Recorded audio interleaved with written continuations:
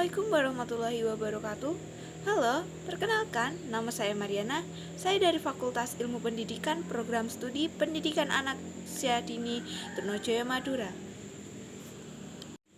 Saya di sini akan mengajak kalian semua untuk mematuhi protokol kesehatan.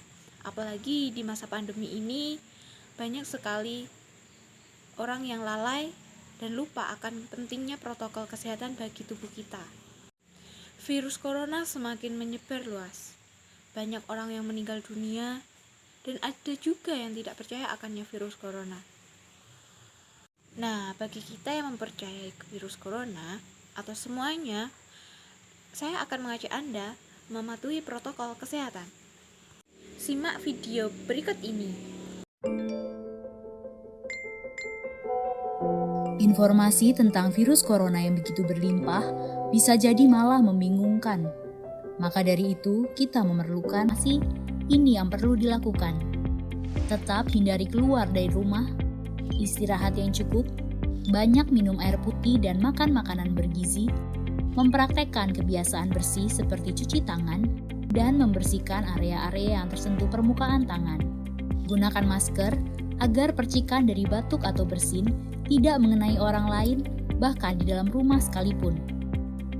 Kapan harus mencari bantuan medis tambahan? Bila gejala yang dirasakan cukup parah, misalnya sesak nafas berat, atau apabila Anda dalam klasifikasi kelompok rentan karena berusia lebih dari 60 tahun, memiliki penyakit kronis seperti diabetes, hipertensi, gangguan imun, ada riwayat sakit pernafasan, dan lainnya. Apa yang perlu dilakukan bila gejala berlanjut dan harus ke fasilitas kesehatan? Gunakan masker saat keluar rumah. Praktekkan etika batuk dan bersin yang benar dengan menutup dengan siku atau tisu. Hindari menggunakan transportasi publik. Bagaimana tahapan screening pasien di fasilitas pelayanan kesehatan? Sebelum memberikan perawatan, tenaga kesehatan di fasilitas layanan kesehatan akan melakukan screening. Jika tidak memenuhi kriteria pasien dalam pengawasan atau PDP COVID-19, maka akan dirawat inap atau rawat jalan tergantung diagnosa dan keputusan dokter. Jika memenuhi kriteria pasien dalam pengawasan COVID-19, maka akan dirujuk ke salah satu rumah sakit rujukan, didampingi oleh tenaga kesehatan yang menggunakan alat pelindung diri atau APD.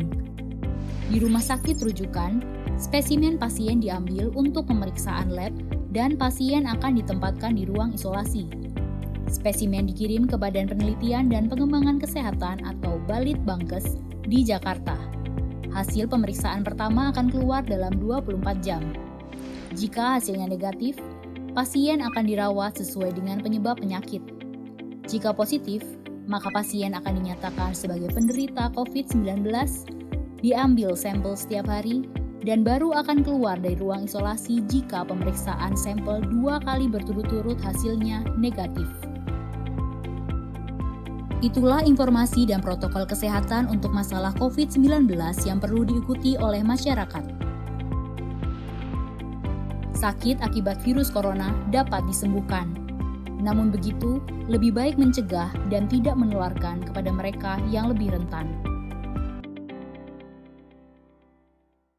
Nah, itu tadi adalah video yang menjelaskan tentang protokol kesehatan bagi seluruh warga Indonesia.